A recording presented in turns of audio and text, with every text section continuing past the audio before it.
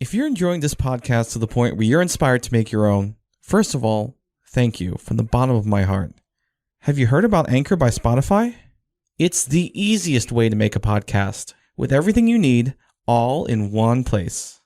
Anchor has tools that will allow you to record and edit your podcast right from your phone or computer. When hosting on Anchor, you can distribute your podcast on listening platforms like Spotify, Apple Podcasts, and more. It's everything you need to make a podcast in one place. And best of all, Anchor is totally free. So download the Anchor app or go to anchor.fm to get started.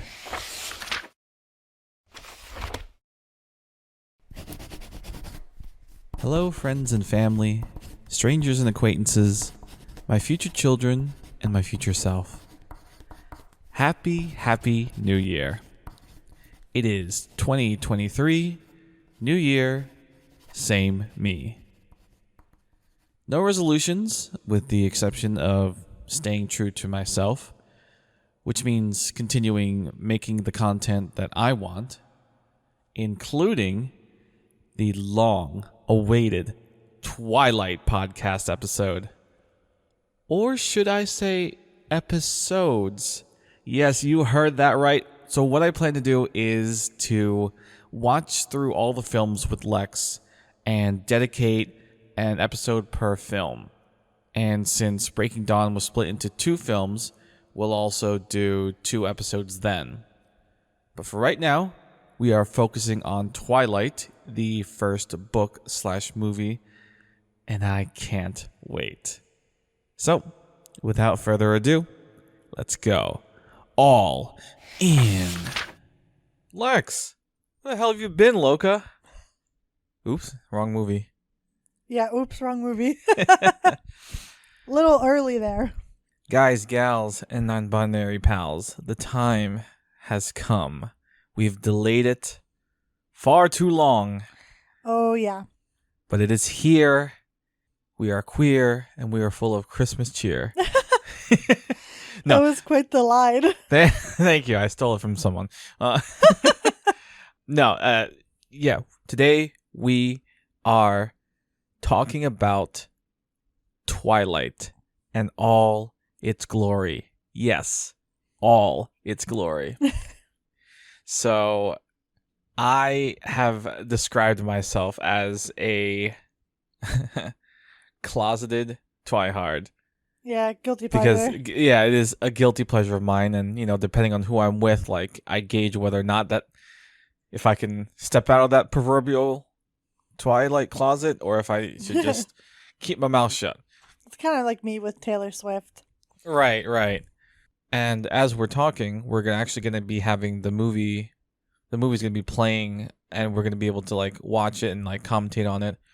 I'll try to faintly include it in the background, but obviously for copyright reasons, probably can't, like, display it, probably can't really have it, like, at the forefront of the audio. Mm-hmm. But before we even, like, turn it on, obviously it started with the books. Yeah. And I think we should talk about how we both got into Twilight. And ladies first, how did you get into Twilight? Like, yeah, I remember it pretty vividly actually, because it was, I think, 7th or 8th grade. I was definitely in junior high, and like, everybody was fucking reading Twilight. I always saw Twilight, or I always saw, like, New Moon out. Yeah, everybody around me was reading it, so I was, like, instantly, like, my interest was piqued for sure. Because I was like, oh, like, what's everybody reading? This book is, at the time, seemed pretty massive. And one of my friends who was, like, in our, like, group of people that I hung out with, she read it first and then was, like, telling us about it and how it was, like, really, really good, and how, like, she really liked the characters. And there's some interesting stories with her because we were on opposite sides of what team we were on. oh. Yeah, so that was a fun time. We would always have arguments. So, For the record, what team are you? I was Team Edward. Yes, sir. And she was Team Jacob. Boo. And it was pretty funny because we would always have fights at lunch about it. Like, and we got pretty aggressive. Damn. With each other. It was pretty funny. In hindsight, not in the moment. But yeah, so I started out reading the books. At the time, I think only Twilight and New Moon were out. Eclipse hadn't been released yet, and neither was Breaking Dawn, obviously. So I was pretty early, I guess, in the Twilight like saga of it all. But yeah, that's how I got into Twilight. Nice. Yeah, I had seen the first Twilight movie before I read any of the books, and that's sort of what piqued my interest. I think it's always interesting when somebody watches a movie and then goes back and reads the books. Yeah, because you want like more context and just to see like what the differences are. Yeah. What maybe was left out. I think in a lot of ways that's kind of ideal. Yeah. Because that way like you don't harbor like as much resentment towards like the movies. Right. For being so different. Right. And another thing about that is something we talk about a lot is I went into the books knowing what the movie cast looked like. And so that's the image I had of the characters. Yeah. Whereas I know you read the books first and then saw the movie, and we've had discussions where you think some of the casting was spot on and others not so much. Yeah, definitely. There are definitely some that I think are like perfect, and then other ones I'm like, don't like that very much. Don't like that. Yeah. And also, for the record, I am Team Edward. But yeah, I had seen the first movie first, then I went and read all the books. And I will say, though, Lex, you're probably going to be more the book expert here. Yeah, that's fair. Just because, like, it's been so long since I've read the books that, like, I really... And there's only, like, a few things that I remember, a few additional pieces of context. Yeah. But really, it's the movies that stand out in my mind. And I've read the books more recently than you have. Right. You went and reread them all, right? I reread them before Midnight Sun came out, yeah. Right, and then we read Midnight Sun together. Yeah. Which, that was... interesting. I enjoyed it, just because I am Team Edward. Yeah, I enjoyed Midnight Sun as well. Thought it was good. But yeah, I if I'm being completely fair and honest to myself, I really got into Twilight because I saw that girls were really liking into it. Twilight, yeah. And I was kind of person growing up where it's just like, ooh, I like girls. I want to get with a girl. I like that your thought process was like, I like girls, therefore I'm going to be into what girls like. Yeah, so instead of being an asshole. Right, so we can have something to like. Yeah, talk about, like bond over. And yeah, that was my strategy. You're a smart man. Thank you. Most men are dumb as fuck. If I become one of them, I may become attractive to them.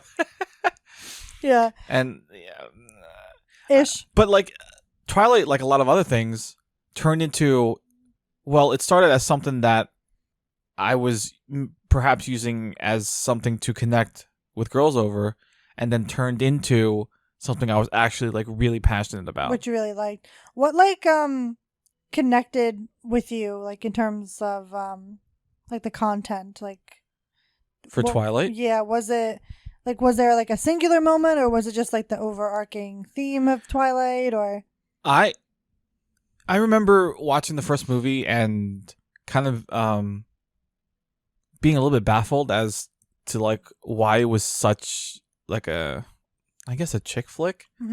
Just because I'm just like, hold on, there are vampires here that kill people, and then eventually later on there are werewolves, or they battle each other, and I thought that aspect was like really cool. I'm just like, well, there's something for the boys, like all this action, all this like cool vampire stuff. Sure, if romance isn't your thing, then I think that's because romance does take precedent. I think and people like to just like throw rom-coms and things under the bus. So Twilight kind of got the same I don't sort know. of treatment. That supernatural element to me like was enough to get me interested. Yeah, I mean, I think that's justified for sure. But also, I do love romance. I like the heart of Yeah. it. Like, I love a good romance story. I feel like that's also since that is a draw to you. If So you, this was a yeah, little bit of a perfect storm. yeah. If it was somebody else, I feel like they may not be interested simply because they may not like romance, Right. and the whole actiony piece of it might not be enough. Right. Well, I thought it was more than enough. Yeah, I mean, it definitely Yeah. was for a lot of people. Right. And so after watching the first movie, I read the books, and I am not a book reader like you are. This is my only exception. Like, I blew through these books. Mm-hmm. Yeah, I did too. I think when I got to Breaking Dawn, like I couldn't get myself to finich it because I'm just like, I don't want it to be over. I was over. the opposite. Yeah, you blew through it. I literally stayed up like all night to like read it. And I did pause like when I got to the second part, because Breaking Dawn, like the book itself, is like broken up into two parts. Even though it's in like one book, it's like told from two perspectives. Mm-hmm. But like I did stop there because I had to let it sink in that because I wasn't really sure what I was reading at some parts. Mm-hmm. I distinctly remember and still kind of feel that it was a little fan fiction-y to me, like a little bit. Like it didn't feel like I remember reading Eclipse and then reading Breaking Dawn, and afterwards being like, "Huh, that happened." All right. I never felt that way, but in hindsight, I can see like how you feel that way now. Yeah, I feel a little bit less that way now, but like mostly just because I've accepted like that it is what it is. But I still feel like, oh, it's a little cringe, some pieces of it. I think the movie makes it puts it together better than maybe the book does in some ways. Like the movie makes it seem a little more believable. Where like the books, I was even rereading it, I was like, oh right, weird. Right. Well, we'll eventually get to Breaking Dawn, but my hope for this is to dedicate a podcast episode per movie, so that includes And book. Well, subsequently yes, book, but that would mean 5 episodes. Mm-hmm. 1 for Breaking Dawn Part 1 and Breaking Dawn Part 2. Mm-hmm. Well, 1 for each. Yeah.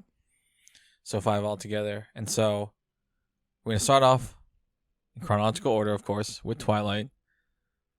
And yeah, I think it's time to put the movie on. Okay. All right. Movie is rolling. We're seeing the beautiful logo of Summit Entertainment. I'd never given much thought to how I would die. Here comes the iconic monologue intro from Bella. I would miss my love. So we briefly talked about casting. How do you feel about Kristen Stewart as Bella? I like Kristen Stewart as Bella. I have no problems with her casting. Yeah, I like her casting too. Spend some time with my dad. I think people give her too much flack for her quote-unquote acting. Yeah, I feel like, honestly... And like what some people describe as the lack thereof. Yeah. I think people give her too much hate for it. Especially since, that's kind of how Bella's written anyway.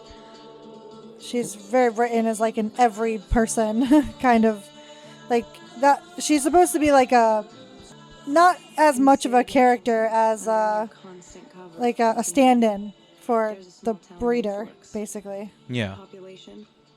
I've seen the joke that now in our later 20s, a lot of people are actually Team Charlie now. Oh, yeah. I've seen that a lot, too. But, it makes sense. And you know what? I see it. I see it, too. Yeah. Looking at him, I'm just like, you know what? He's a He gives me Hopper vibes a little bit. Yeah, Like from Stranger Things. Yeah. Like same kind of vibe, same kind of look. yeah.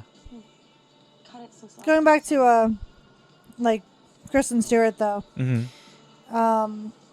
Yeah, I think she gets a lot of hate, but also like just in general, I think she did the best she could with this, with like the source material and the direction and Every summer.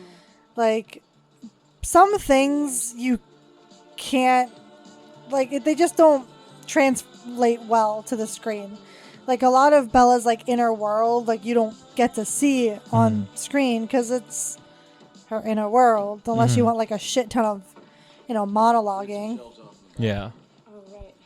I still think it'd be really cool to go to the Airbnb. Well, Oh yeah, Bella's yeah. house Bella's house is yeah, an Airbnb that you can stay in. Yeah, that's pretty fucking cool. I would love to do that one time. Yeah, no, that would be super fun. That would be like a great trip Yeah. to do. Thanks.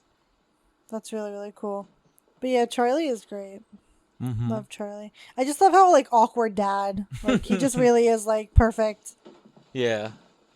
But but he's like not harmful either. No. Like yeah, he's not. He's not like a toxic dad. He's not an abusive No. dad. He does have a toxic moment or two, like in New Moon, but we can talk about that when we get to it. Mm.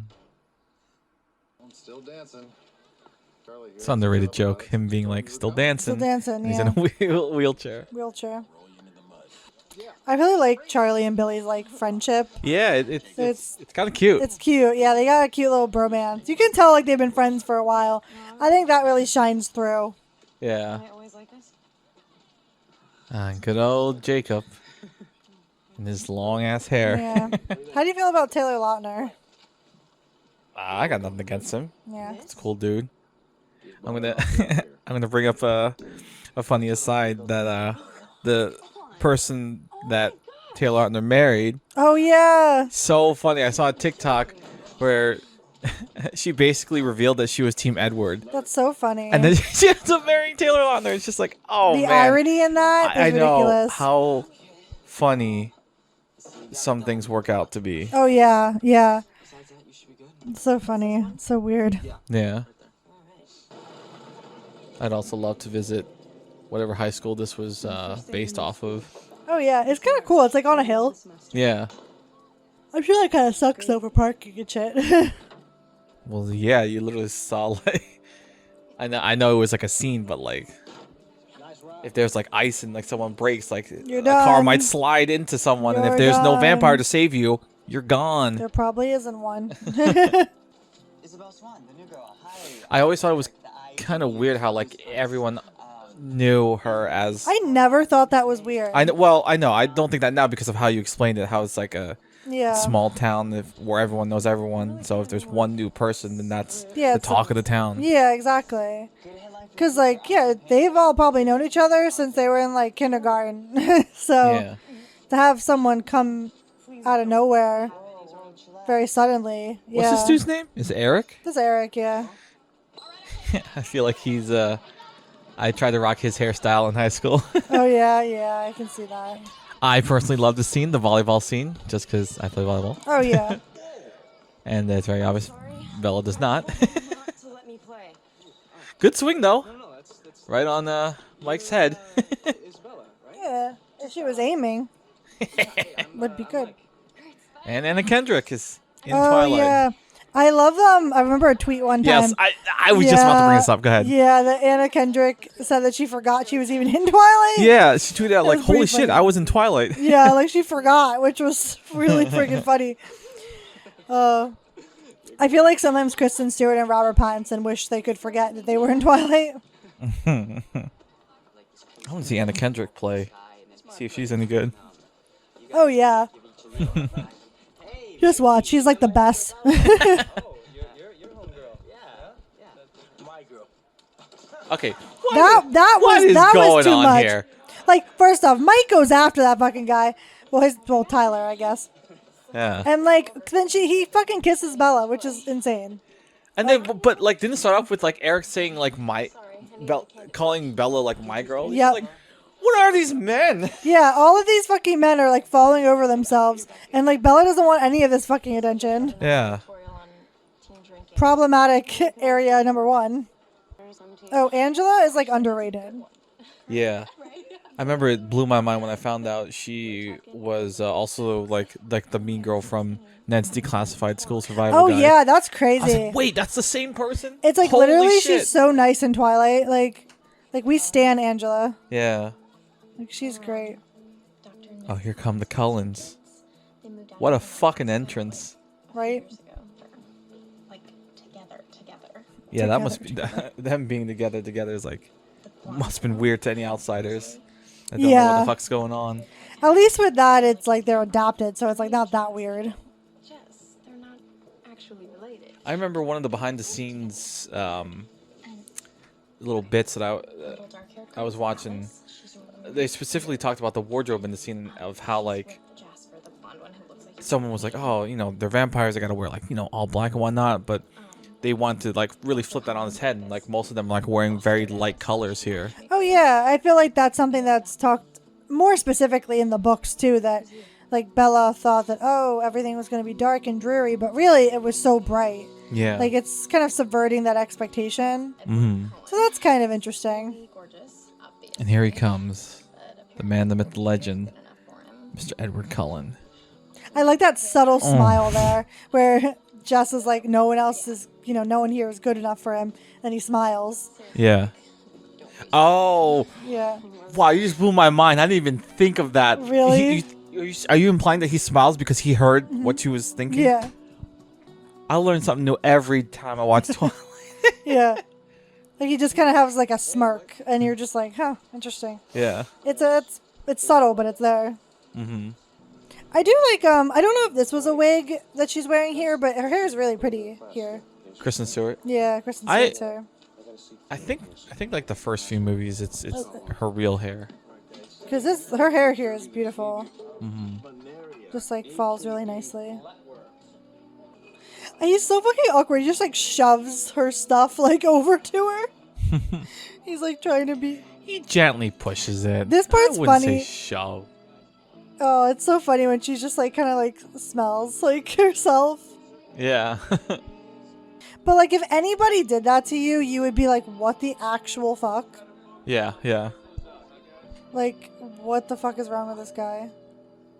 This part was great to read in Midnight Sun. I'm afraid you'll have to stay in my Where he's trying to be like charming and stuff Mm-hmm. to like the lady.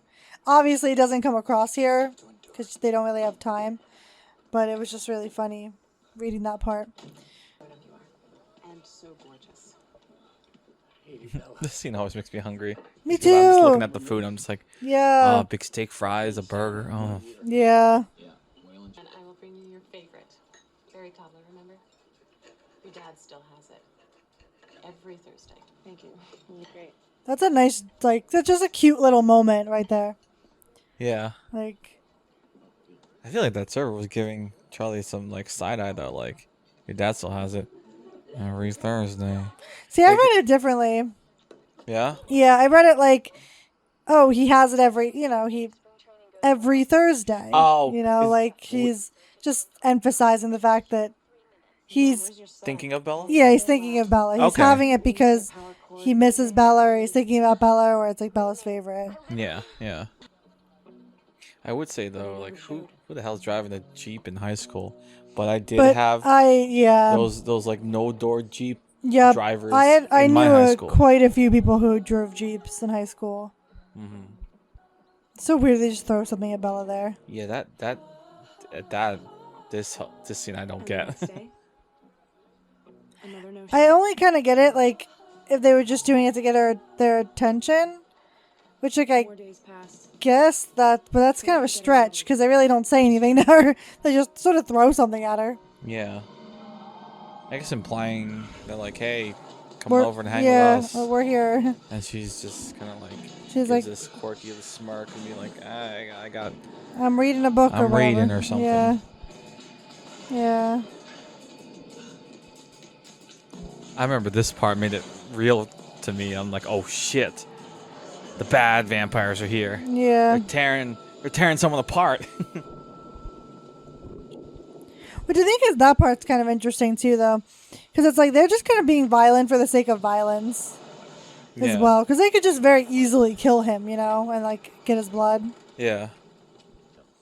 I like one of the last times we watched this, we were like, where are all the other cops? I was It's just like thinking that. just Charlie, like I was like, yeah, I guess they didn't have the budget to show any other cops. pretty much. Because like at every crime scene, It's there just he like is. Charlie's and there, Really, that's all you see. and he's like the chief of police, which I'm sure like the chief of police is there often on things, but like I feel like this is such a small town that it's like it's just Charlie. Like that's it. There's no one else. How you liking the rain, girl? It's such a weird Mike, what the fuck? That's one of those meme dialogue lines for sure. Oh yeah, definitely. I also like Bella's like zero reaction. Yeah. Like just like okay. Like I'm so over you. He totally cut off Eric there. He was about to ask her to Sorry, prom or I didn't get a whatever. chance to introduce myself last week. I'm Edward Cullen. Oh, Edward. Bella. Just bite me now. Yes. Oh my god. That was like a little cringe. I don't give a fuck. Edward's my fucking man crush. Edward's one of those people where it's just like, I don't know if I want Edward you. or Robert Pattinson? Or, huh? Edward or Robert Pattinson or Edward. both? Both, but mostly Edward. Robert Pattinson's cool. You were gone. Got nothing against him. But Edward, man, he was my fucking idol growing up. And listen, I understand Some reasons. now, Provis. thanks to cinema therapy, how problematic Love he actually cinematherapy. is. Why was it cinema therapy though and not me? Explaining that to one you. of the certified therapists. Are you kidding me? I said all those things. Oh, I Yep. was just like, okay, Lex, that's nice. So it took I was like, it took an actual therapist to point out the things that I said. And a legit filmmaker. I guess I am. Wow. Guys, check out the cinema therapy if you don't know. It's a therapist and a filmmaker, and they react to movies and just talk about it from a filmmaking standpoint, a therapeutic standpoint. Mm-hmm. We really enjoy that series, so shout out to them. Yeah, cinema therapy is great. What? Nothing. And they fucking ripped one into Twilight, and I They was like, did. every 5 seconds I was like, fuck you. You really were. It was great to watch. But it's also like, I'm not gonna argue with that. yeah, because a lot of it's the truth. Like obviously, I get it. You have to suspend your disbelief a little bit, but like it is a bit questionable when Twilight was heavily marketed towards young women, and there's a lot of problematic behavior here. Do you believe that? Do you think it was marketed towards young women, or do you think it just so happens that was Well, the biggest audience, I the biggest think- demographic? Well, I think both. I think that you just so happen to capture an audience that, yeah, young girls like love and like romance, and That's not. they're interested in that type of thing a lot of the time. So it's not unsurprising that that was their biggest demographic. Maybe that wasn't like the intention, like right away, but when the movies came out, certainly they knew that that was their demographic for sure. Like maybe not. That wasn't maybe Stephanie Meyer's like intention when she was writing the books. But when the movies came out, oh fuck yeah! There's no way that they didn't know that that was going to be what happened. Yeah. I figured I'd stay with my dad for a while. That's really like self-sacrificing of Bella though. No, you're unhappy. In a lot of ways, like, oh mom, you're Trying to figure out. unhappy here with me. Go with your new husband or whatever. Your Have new boy fun. toy. Yeah, your new boy toy. Whatever. I kind of wish they got back together, Renee and Charlie. It's the, Renee and Charlie. it's the fluorescence. That would have been interesting if they did. Spoiler, if you haven't seen it. The whole saga.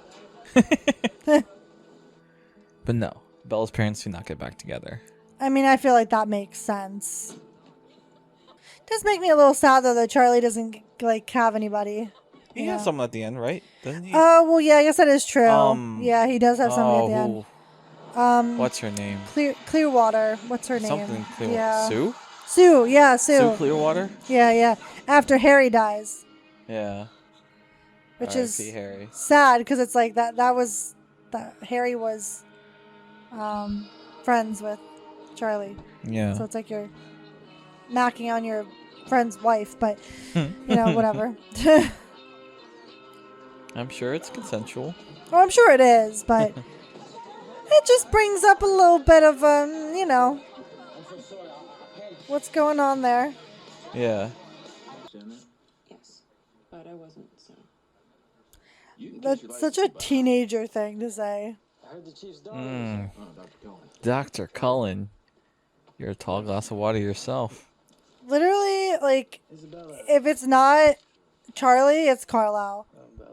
Like, people are going after Carlisle. Carlisle's very handsome. Look here. Yeah, he. You might experience some post-traumatic stress or God, disorientation. Vitals look good. I'm down bad for the Cullens. Yeah, clearly. Oh. That's funny. Him. Yeah, that's funny. pulls the He's like, curtains. shut up, Tyler. Yeah. Not actually saying anything. He got to me so fast, he was nowhere near me. The only thing that kind of annoys me with Kristen Stewart's like performance really is her blinking. She like blinks so rapidly. Like I just always notice it. That didn't bother me. I know it's a meme now, but I don't know. Yeah, most of her performance doesn't bother me at all, but that does because I'm just like it's just so noticeable. Like at least to me. I just kind of immediately took it as okay. This is Bella. This is like a quirk she does or whatever. It's funny because it really looks like Carlisle is like clutching like Rose's shoulder, like please move, like really trying to like get her to go. No, you were next to your car, across the lot. And this, Just fucking folks, is called Gaslighting. gaslighting. Yeah, straight up gaslighting her. What do you mean? That never happened. You hit your head. I was right next to you. Yeah, I was right next to you the whole time. You hit your head. I think you're confused. Yeah, I think you're confused.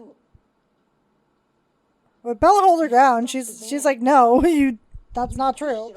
They also they made eye contact for a significant amount of time. Yeah, If I were Edward, I would have stopped the van and then gotten the fuck out of there. right? If I was really trying to be stealthy. Yeah, No, I that was think calculated, being like, this is me. This is me, Bella. I think it was a bit more. The skin of a killer. I think it was shock. Like he was kind of just like, holy shit, I did that. Yeah, like Holy shit, I did that. he probably too was just like, oh fuck. Yeah, he was like, fuck. She saw me. Yeah. Oh fuck. Yeah, exactly. This is gonna change everything. Like I can't. There's no coming back from this. Yeah. I don't know if you've seen like the scene, the deleted scene, where it's this exact scene, but then she pulls Edward in for like a kiss. Yes, I've seen that. Yeah, I don't know if that makes it better or worse. I don't know. Well, I imagine it's her imagination. Like that's not like a real scene. Yeah, real, it's like, it's supposed to real life. Yeah. It's supposed to be like just her imagination. Just like that is supposed to be like Edward's not actually there, even though he is there. Mm-hmm. What a fucking You're weird, alive. What a weird thing to say. It's like, hey, you almost died, but let me ask you to prom. Yeah. Well, I mean, I guess that is a yeah, good motivator. It's Yeah, no time like the present, I suppose. yeah. I better ask you in case you die again. Yeah, exactly. Gotta really, just in case. Just in case, I'm gonna stand in front of you Be the shield. and be this. Yeah, you're gonna get crushed, Mike. Right.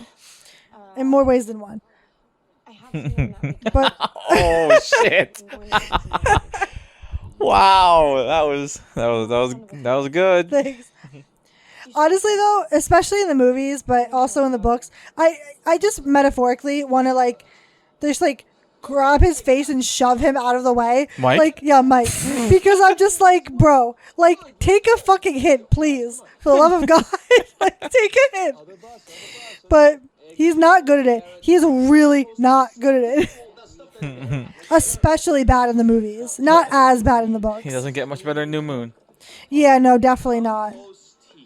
Like, all of these men are just, like, absolutely falling over themselves. And Yeah. it's kind of ridiculous. Except for Edward, which is obviously why Bella likes him. You didn't answer my question. Oh, you don't answer any of mine, so. Yeah, exactly. Yeah, that's true. You don't answer any He of does all the mine. asking, Yeah. and he answers her questions with more questions. Yep. You're gonna tell me how you So annoying. Yeah. I had an adrenaline rush. More Very gaslighting. common. It's very common. You can You Google, can Google it. That's so funny. Best way. Bella, guess who just asked me to prom? Like, I just watched Edward's face the entire time, and he Yeah. well, I can't really It's not gonna be weird though. I can't really like imitate him like through I know. audio form because Yeah. I'm really just gonna like be like looking like like wildly berserk with my eyes. yeah. So just imagine that. But it's kind of true, though, because Yeah. I don't know. Like, Jess just comes up and it, like, basically shoves Edward out of the way. It's like, nope, I'm talking to Bella now. Yeah. Also, low key, though, that in the books, like, she really takes care of Charlie. Like, Bella. yeah, Bella. Like, Charlie has, like, no food at all, or, like, really shitty food, and she, like, makes him dinner and crap. Which I'm just like, It's nice. yeah, that's definitely nice. But it does speak to, like, the whole, like, that Bella takes care of everybody but herself, basically. You know, she took care of her mom, she's taking care of her dad, she's... I feel like that's a just metaphor for like a lot of women. Yeah, I think that's sort of the point. I don't know if it's a... I know what that means. I don't think it's necessarily supposed to be like a progressive viewpoint. Like a commentary on it exactly. I think it's supposed to be more like, oh, I don't know if it's talking about like the, you know, women's roles and everything, but that's getting into like Stephanie Meyer like as a person. Yeah. Oh, there's the iconic apple shot. Yeah, that took fucking forever for them to film. But hey, I think it was worth it. It was really Like, cool, yeah. there was when I saw this in theaters, there were some woos from Oh, the crowd being definitely, same. like when Yeah. we saw that, we were like, woo! That's really cool. I mean, that could easily be kind of corny, but I think it's a cool thing. Yeah, no, Yeah. that's not corny to me. That's cool. Yeah, Like that's a nice nod. Yeah, I think that's a cool nod. Because it makes sense. They're in the cafeteria, he catches it. You know, Because he I get can, it. because he's got those reflexes. Yeah, exactly. Radioactive spiders and kryptonite. Oh, yeah, the delivery on this line I always thought was weird. What if I'm not the hero? What if I'm the bad guy? You're not. How do you know? I like Kind of put off. I like his delivery of that. See Like, that it's just what if I'm not the hero? What if I'm the bad guy? It sounds like the Joker. Oh, I might have threw some Joker in there. It gives me Joker vibes, though, just the all line in general. Part of the plan. The Batman. Wait, that's Robert Pattinson. Yeah. The Batman. It's just a little crowded. Why didn't you just lie? Edward never lies. Oh, please. Please. His whole existence is a lie. He's not 17, really. Yeah, well. He's also, this is not the first time he's been to high school. He also has a fucking doctorate. Take control. You're Yeah, strong, yeah. independent. How many lives has this man lived? Yeah. You guys should keep Bella company. Her date failed. What date? She invited Edward. Eric looks so, like, stunned. So, so distraught. What What date? date? Like, get a hold of yourself, boy. Yeah, for real. Like, you're not even trying to hide it at this point. Yeah. What makes it even worse is that all the other girls in this group like one of these other respective guys. And they're all just, like, falling over Bella. Like, you stupid boys. Yeah. But they claim to be something different, so we made a treaty with them. If they promise to stay off Quiyu lands, then we'll win the I like that scene just for, like, all the old costumes and stuff. Yeah. Like, I wonder how long ago that was. Yeah. It looked very 20s. Like, the Yeah. stuff that they were wearing. Yeah. Definitely might have been a century ago from now. Yeah. Like now, like 2022. They really. It's just a story. It's not just a story in New Moon, Jacob. Well, he doesn't You'll know that fi- yet. Yeah, he'll find out. He'll learn. Oh, R.I.P. Waylon, butt crack Santa. But Santa, sorry. R.I.P. This scene is really interesting though, with like the shaky camera. Yeah. Who's Gerald? Who is Gerald? His partner in crime. They got him too. Oh, they probably did. I think it's funny though how he seems unfazed when he realizes Victoria is like a pretty woman, despite the fact that she just pulled your boat all the way back.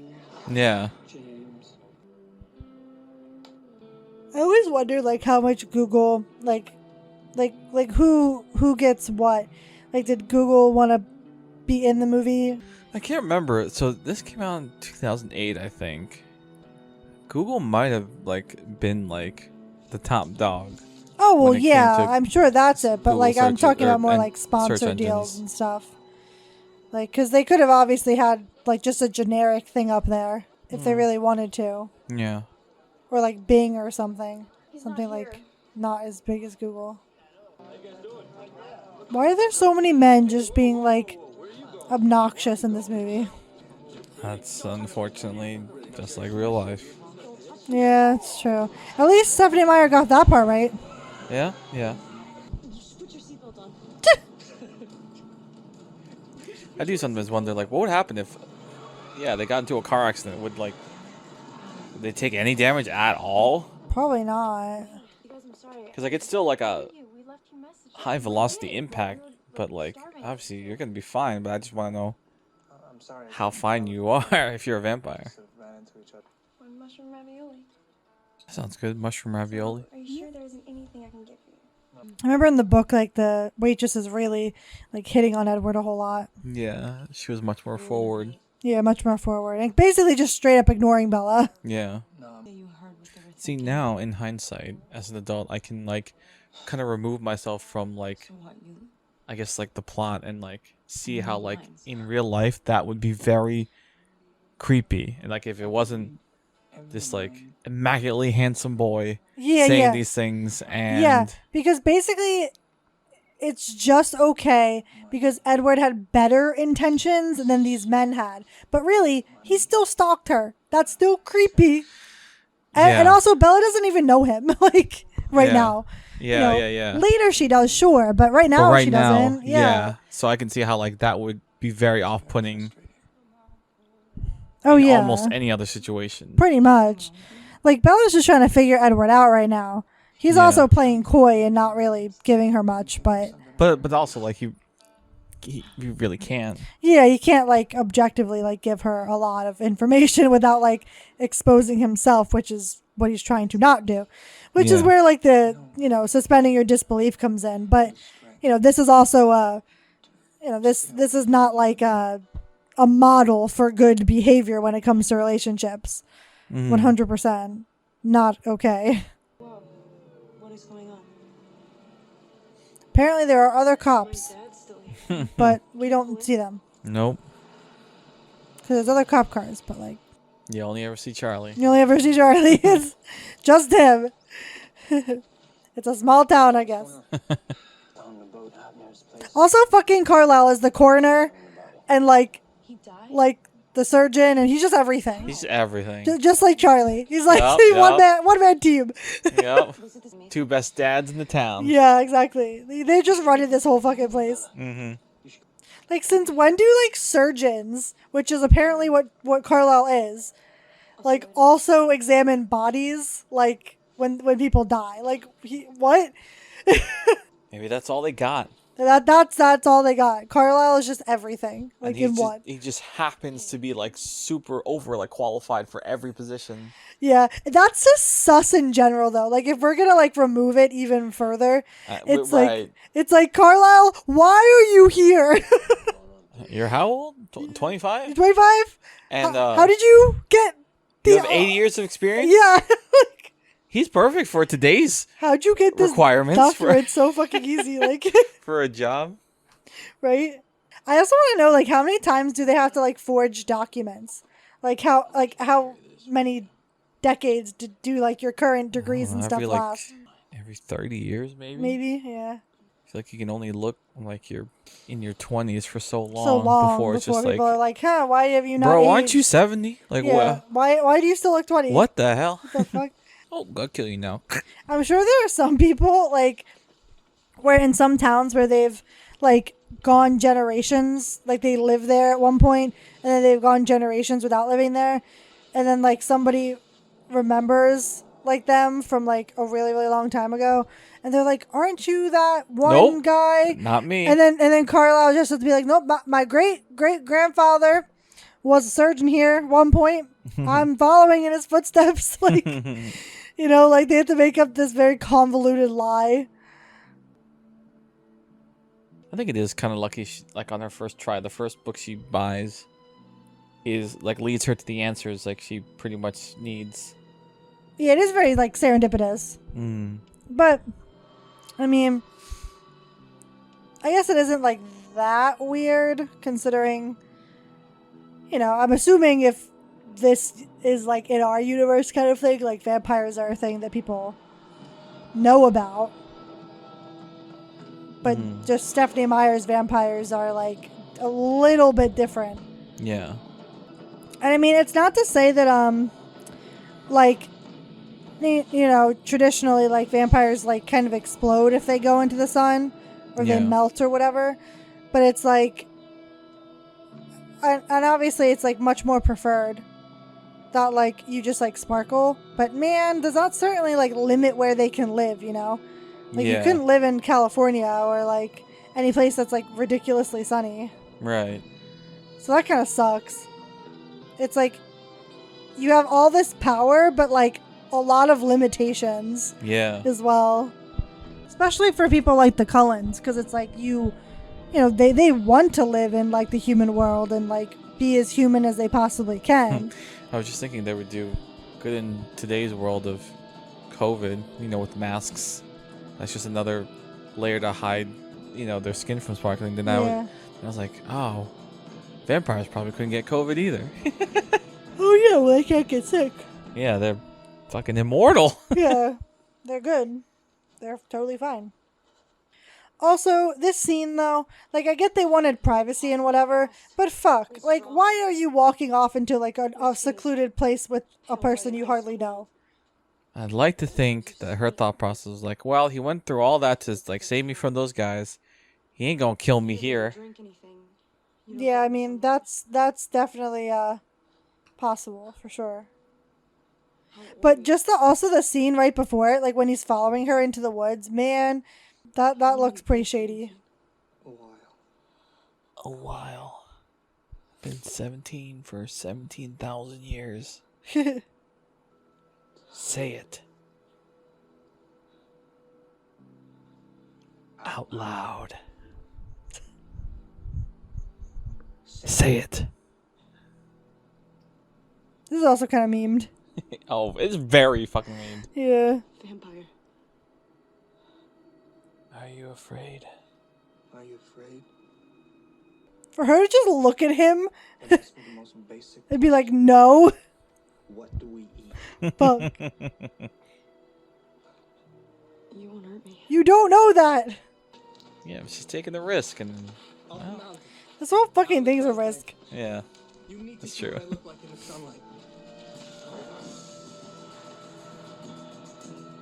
He really should have given her a warning though, like before, like you just He went full on vampire. Yeah, exactly. Because it's like she might have an idea that you run really quickly, but not like she might not know that. That's why we don't show ourselves. This is a theory that I've read, and I guess not exactly like a theory, but just like a thought that somebody had, that in this and in this like thought process, it's like the reason why Twilight vampires sparkle is more so like it's like when things get like bastardized in like just real life, right? When things get like messed up or like legends get altered. And it's like and that's kind of what Twilight vampires are, where it's like this is what vampires were always supposed to be, like the Twilight vampires. And then people kind of, because they were scared and thought that vampires were like, you know, evil or whatever, came up with the whole stabbing them in the heart and the whole like they blow up in sunlight or they disintegrate or like whatever the hell kind of thing. And so that thought process is kind of interesting, that like it's just like what we know as vampires today is like the bastardization of like Twilight's vampire. Hey, I'm okay with that. If you're telling me the Twilight vampires are like The real vampires. the real deal, like the OG of the OGs of how vampires really are, I'm okay with that. Yeah. I know some people don't like the sparkle and they think No, it's kind people of fucking hate it. Yeah, they kind of think it's stupid or whatever. But I think it's like I think it's cool. I never had a problem with it. yeah, I think it's like a less like violent way of you know, having them not be able to go into the sun. Yeah. You know, but it still gives like a legitimate reason as to why they can't do it. Yeah. And I do think it's interesting because subverting that is kind of cool, just in the sense of like that, you know, legends aren't always true, right? Like you don't get everything right. Yeah. So, and that's kind of what that piece is. Like they Yeah. didn't get everything right. Your scent. It's like a drug. I had a shirt with this line on it, and it was in like I guess what was supposed to be Edward's like handwriting, Why did you hate me so and it said Twilight on the back, and I wore it proudly in middle school. That's cute. Thank you. I definitely had situations like that too, where like I definitely had shirts, but I don't remember how often I wore them. But I definitely did try to get like an Alice haircut at one point, and I went really short and like did the whole like spiky thing that she has in the first movie. Well, you can do it now. Definitely did that. Well, yeah, not the same length though. This is a little bit too short. Also, a spoiler alert: Lex cut her hair. Oh yeah, I did cut my Specifically, hair. I cut it for her. Yeah, a while ago. But actually. yeah, she went like bald, not bald, Well, not but bald, like but buzzed. Yeah, like definitely very, very short. Hmm. Well, now I still have a similar-ish hairstyle to Edward Cullen. Robert Pattinson's hair, at least in the first movie, is almost like feather-like in the way that they styled it. It Yeah. looks very like I don't even know how to describe it. Just very light and like airy. Yeah, and god damn, do I wish like I could get my hair to look like that. Yeah, it is interesting.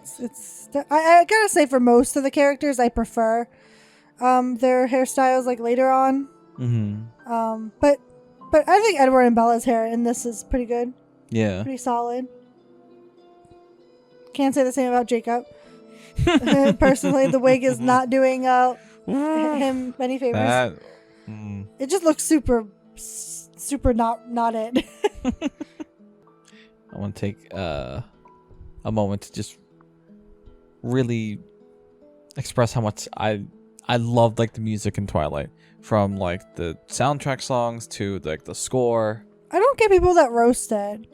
No, I feel like this is the one thing like people universally agree on about Yeah, Twilight. that Twilight has good it had- music. Yeah, it had Yeah.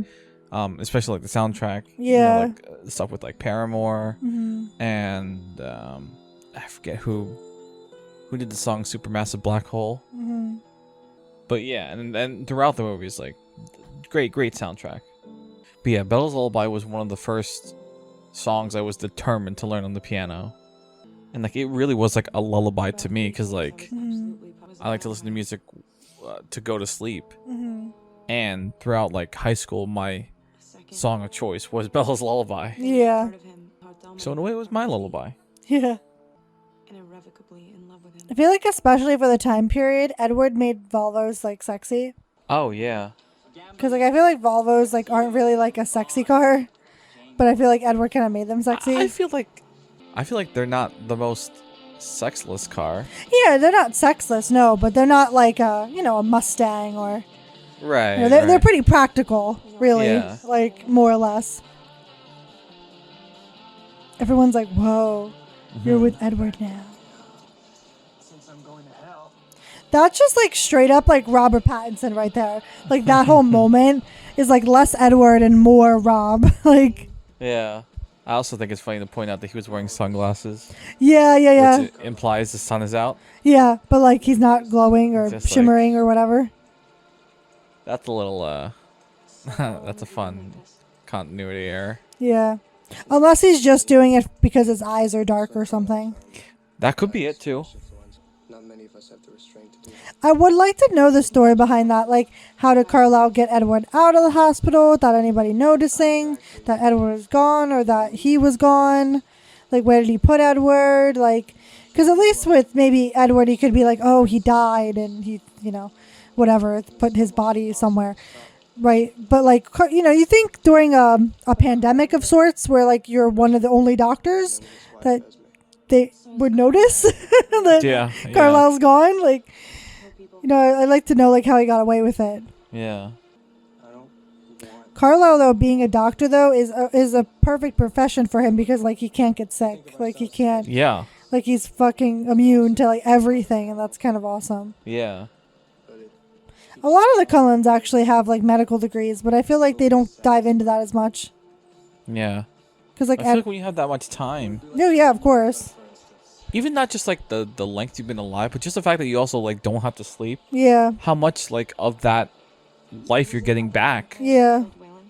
because you don't have to sleep, you don't have to eat. Well, Exactly. you have to. We had to, like, Yeah, feed. you gotta drink. Yeah. Exactly.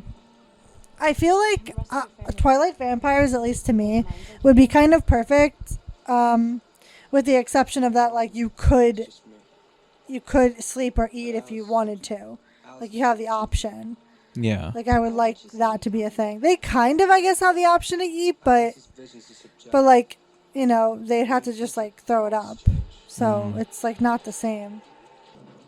But it must be nice to, like, never have to, like, pee or anything. Never have to take a dump. Spread the word out of the res, huh? Keep the kids out of the woods. Will do. Don't want no one else getting hurt, do we? He knows you know. I love the Cullens house. Yeah, their house isn't exactly what I pictured from, like, the books, but it is a really pretty house. Mm-hmm. I love all the big windows. Yeah, and I was thinking like, yeah, they don't need like, well, they have privacy, but they don't need like security. Yeah, they are the security. They are the security. I Like- feel sorry for anyone who tries to come and like rob their place. Like, Yeah, like, no. You're done. Yeah, your like, dinner. Yeah, exactly. Like, no normal threat would be a threat to them unless it was other vampires. Yeah, It's like the only caveat. It's the one place we don't have to hide. Ironically, it's like you can see inside. Not to do with Mm-hmm. It's almost like jarring seeing them cook because it's like, you know, they don't eat. Yeah. I'm sure they must remember some skills from their human life. Probably, yeah. But I feel like maybe, like, Carlisle would be, like, maybe the hardest just because he's so fucking old. To remember? So, yeah, that stuff? just because, like, he would remember, he would know because he's seen it, not because he remembers. Mm. You know, like, he's not going to remember. And plus, when he was born, like, modern cooking didn't exist. So, Yeah. he was born in, like, the 1600s or something. Carlisle was, like, the oldest one in terms of, like, vampire age. Yeah. I would become the meal. I like that Carlisle, like, laughs. Yeah. Hi, Bella. You want to talk about Alice? I'm Alice. Well, Alice is my favorite character. Mm-hmm. But, like, definitely not in terms of Be great friends. who I thought would play Alice. Not my favorite pick. I don't, like, dislike Ashley Greene, but It's a little difficult for her. in terms of, like, matching, like, who Alice is, Okay, Jasper. You won't hurt. I think she misses the mark a bit. All right. But I want overall, I like her portrayal, like, in the movies. Yeah. I like her in terms of, like, looks. I like her looks better later on. Mm. But Ashley Greene is in no way like the cute pixie that is described in the books. Like, Ashley Greene's like 5'6", 5'7", so She's rather tall. Yeah, she's like my height. Yeah, when Alice is supposed to be like under 5 foot. Under 4 foot. Yeah, under 5 foot. She's supposed to be like 4'9". Damn. My mom's like. Yeah, no, my mom's a little taller. She's supposed to be like real little. Damn. So Ashley Greene is significantly taller. Yeah. But yeah, Alice is definitely by far my favorite character. The graduation cap wall. Yeah, the graduation cap wall is so cool. I've told you many times. I think it'd be cool to have something like that in our house. Yeah, because it's like if you know, you know. If you know, you know. This is my room. That window is so jarring, though. You could just like fall out. Yeah. Obviously, for a vampire, it's not a problem, but for Bella, Right. big problem. This is the first time I ever heard Claire de Lune. Yeah. This is something I've always wanted to learn on the piano, but never got around to learning.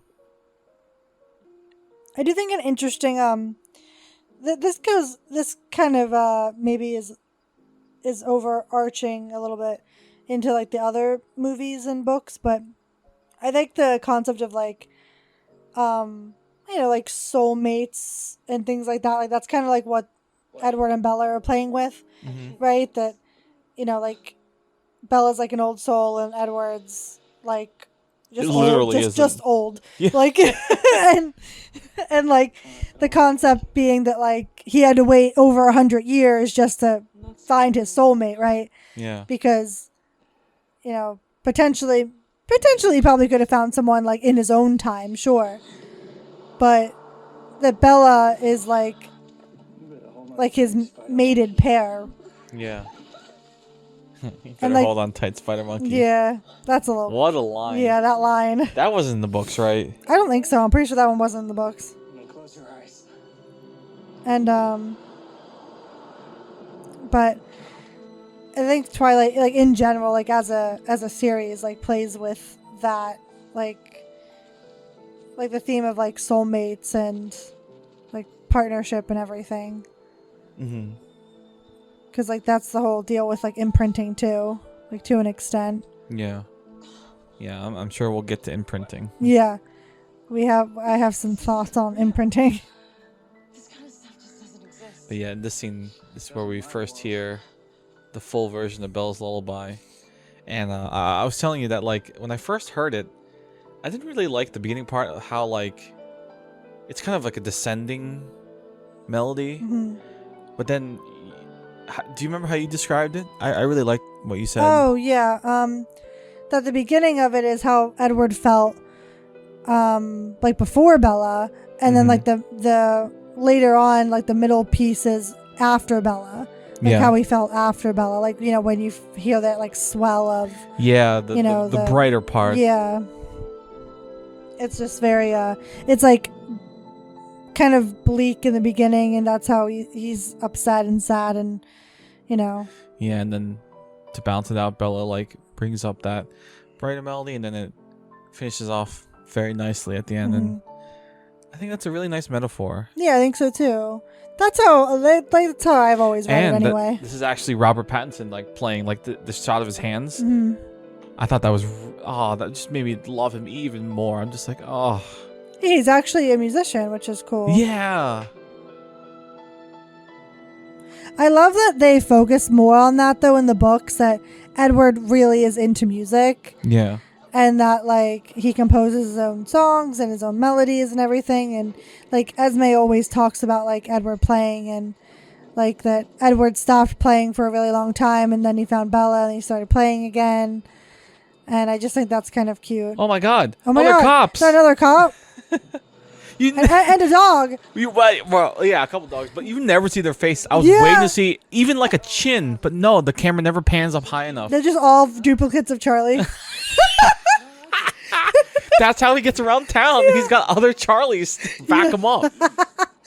Exactly. So it always looks like he's everywhere. Bella, you have like 8 dads. Stephanie Meyer cameo. Oh yeah, Stephanie Meyer. That's cool. That's really cool. If I ever really do become like a film director, like I would put myself in these movies. I would give myself a cameo. A cameo. You want to go join him? Mike, if you couldn't get any weirder. I know. You're shaking your ass. right in front of her dad. Friday night. Yeah. Not a great way And he's to. actually encouraging her to be like, go Yeah. join him. Yeah, go join him. I'd be like, what in the fuck? I'd be like, I'll why you? arrest you right now. Yeah, he could. Republican decency, or I don't know. Kind of like my dad in that way. I really believe their father-daughter like dynamic, like Yeah, I agree. Their dynamic is very strong. both her parents, like Renee and Charlie. Like I would believe that's Bella's parents. Like I see the resemblance in both of them. Especially Charlie. I Yeah. feel like Charlie and Bella are really similar. Yeah, yeah. Could a guy have anything to do with that? That's presumptuous of you. A girl might have been the reason why. That's true too. But- Or it could have been nobody. Stephanie Meyer's Mormon. She could have just, yeah, she is Mormon. I don't know much about the Mormon religion. I'm guessing they don't take kindly to the LGBTQ community. Not in so many words, yeah. But it's basically just Christianity, but a little bit different. It's like a riff on Christianity, basically. There's like some very specific rules to Mormonism. I like that we do see a small little montage of what looks like them, conversing and bonding, and because I know a lot of that's in the movie or in the books. But Yeah, they're definitely parts. rarely seen in the movies. Yeah, exactly. I feel like the movies definitely paint very like fast moving like picture, and they don't really get to know each other very much. There's definitely more of that in the books, for sure. Right. And also I think Bella has like a smidge more personality in the books than she does in the movies. I don't know if this is true. I can't 100% remember, but I think everyone like of the Cullens are technically American except for Carlisle. I think Carlisle's originally from Europe I didn't know because that. he's old AF. This part I also thought the boys would like this. It's baseball. It's baseball with vampires. It's Yeah. cool There's definitely- sports stuff. Yeah, there's definitely parts that maybe appeal to guys, but largely I'd say Twilight isn't really all that. Edward's very fast.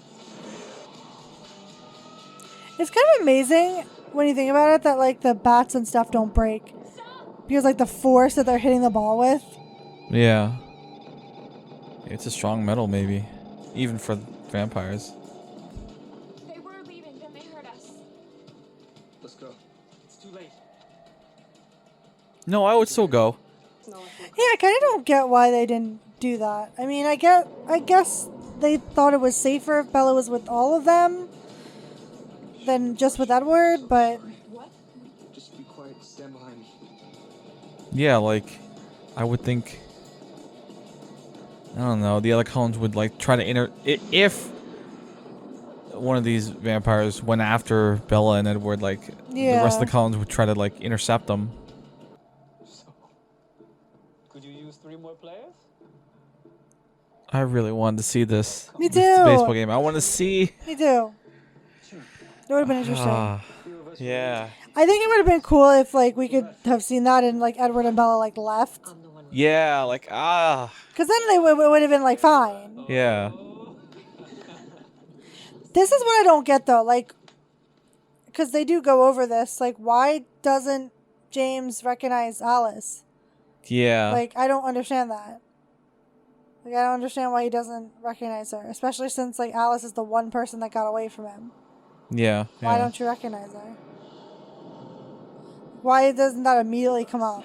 That seems like a plot hole to me. Yeah, it's funny because I don't really remember that detail in the books, but I guess that's where it was revealed. Yeah. How many cars do you think they've ruined just like doing this through the woods?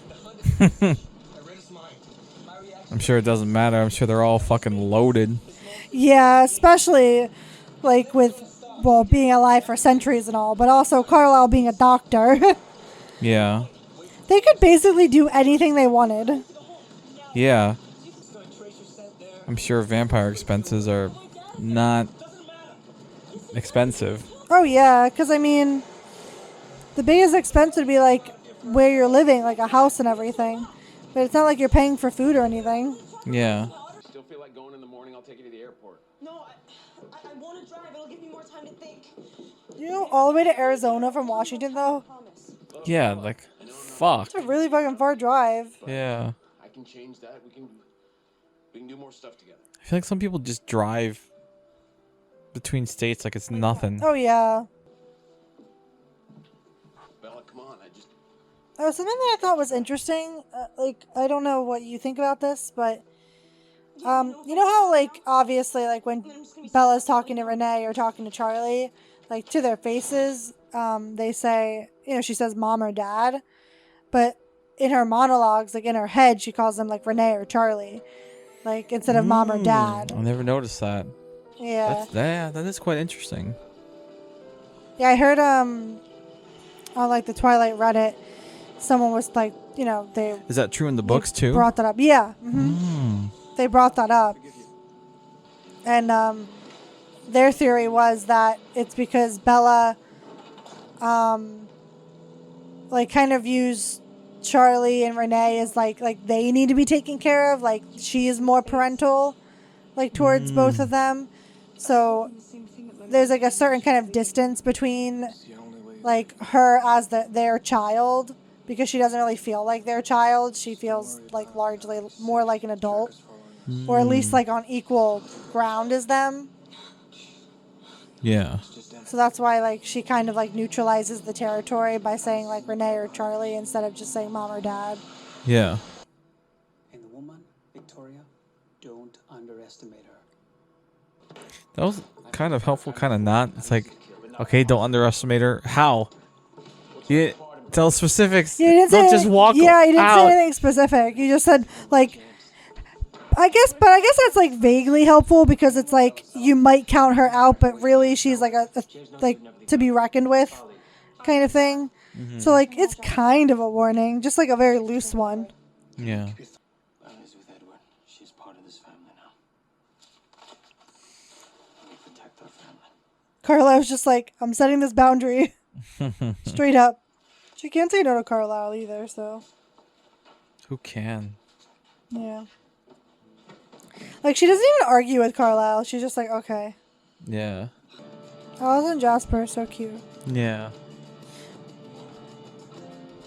I feel like Jason Rathbone though probably like this role simply because it's like Jasper just kind of exists in the movie, like doesn't actually say much. Yeah. Kind of follows Alice around. That's about it. Yeah. At least he doesn't do too much until Eclipse. Yeah, exactly. Then he's got a big role there. Yeah. I feel like it's a little bit of a disservice to Jasper, but I get that like there's not a lot of time. I wish Twilight was like a TV series Yeah. instead of movies, to be honest. But maybe they'll remake that. Yeah. They'll remake it and there'll be some TV shows or something. Okay, so the course that the tracker's on now is going to lead him to... Yeah, I do wish we found out Jasper also had abilities. Lessons as a kid. In the first movie, like it's just not mentioned at all. Yeah, it's not mentioned at all, even though it's very obvious, like from the get-go. Yeah. But that's another thing that gets lost in translation, because like that's like Bella's internal monologue, right? And you just don't get that on the screen. Yeah.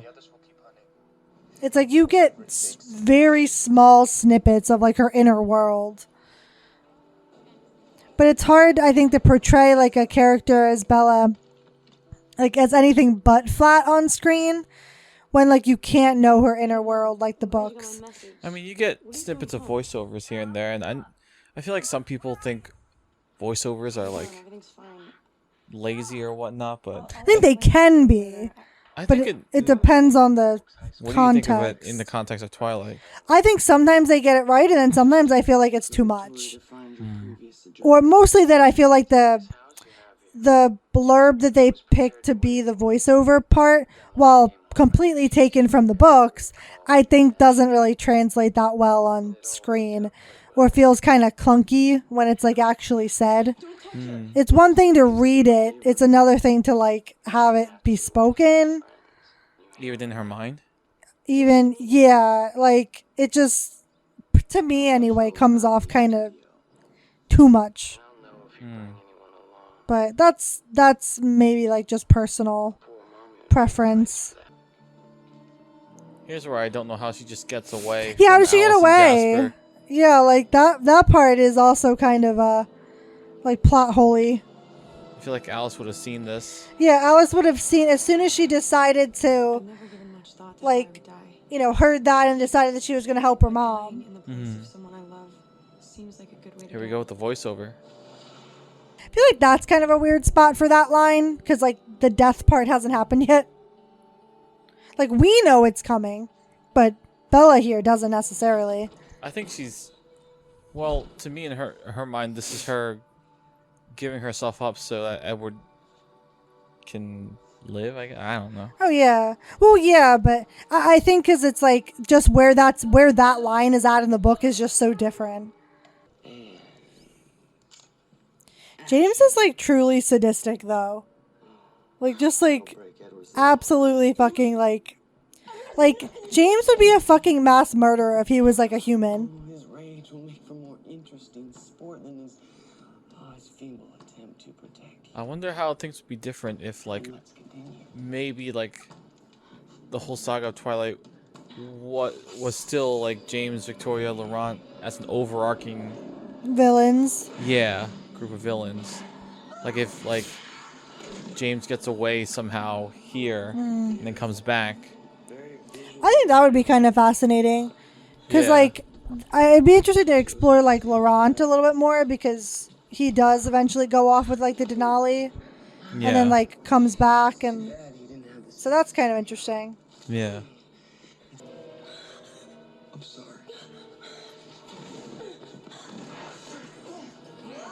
Oof. They would have made that jump if he didn't take the time out to say I'm sorry.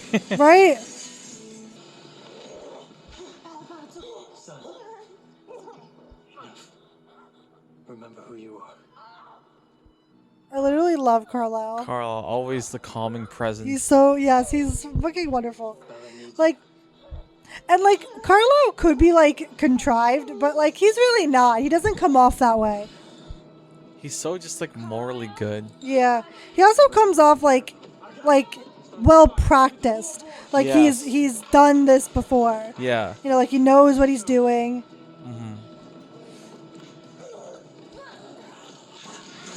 Do you ever notice though how Esme like is never there for the dirty work, but like everyone else is? Oh yeah, I never noticed. Where's Esme in all this? Carlisle She's probably not here. Carlisle probably doesn't want her to deal with any of that.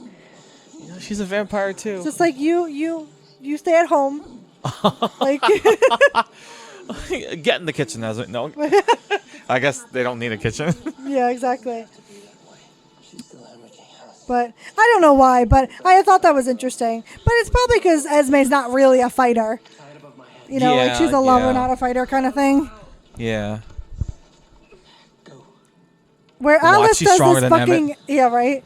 Alice does this little fucking jump situation. That's so cool. I feel like everyone else is like a decent fighter except for maybe Esme.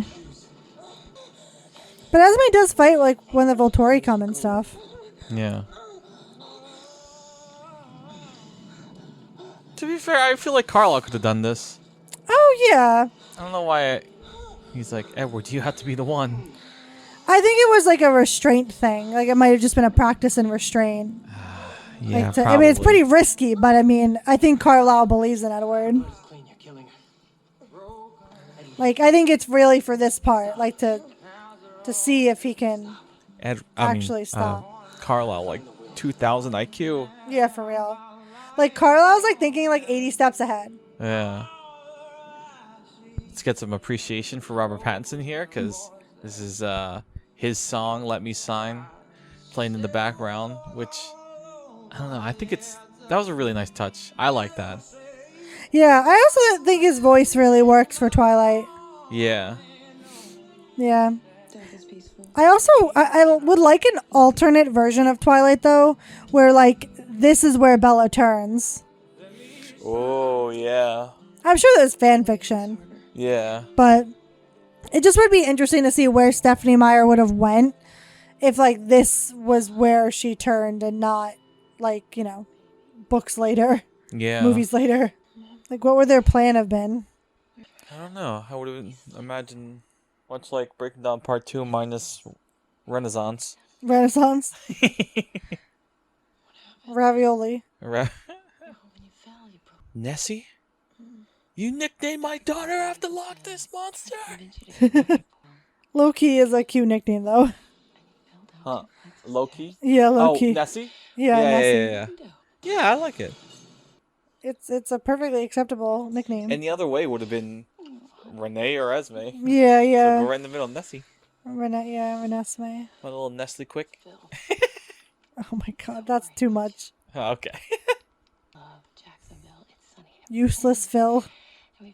Oh, yeah. Man, we see him just in the beginning and then I want to live in Forks. he just does not know the world, the other side of the world that's happening. Nope. He's just absolutely fucking oblivious, like way more than Renee. Do we ever see him ever again? No, I don't think so. He doesn't even come to like the wedding. The wedding? Fuck. I mean, he might. I don't know. It's funny because in the beginning he's like, I love you both, but we gotta get going. But it's like, do you love her? Yeah. Do you love Bella? I don't know. Doesn't seem like it. So I can't hurt you anymore. This part in Midnight Sun is kind of rough to read because this is like where Edward kind of definitively makes the decision that he's going to like leave Bella, even though he like directly says he's not going to, but he still is like planning it anyway. Oh, yeah, this is the part? Yeah, Oh, which is kind of sad because it's like that I think it, I mean, this is the movie obviously, so like the read could be a little bit different, but obviously Twilight and Midnight Sun are supposed to be like companion novels. Right. And so like it's just sad seeing this from Bella's perspective and then seeing it from Edward's perspective. And then like Edward really just placating Bella and like not meaning anything he says.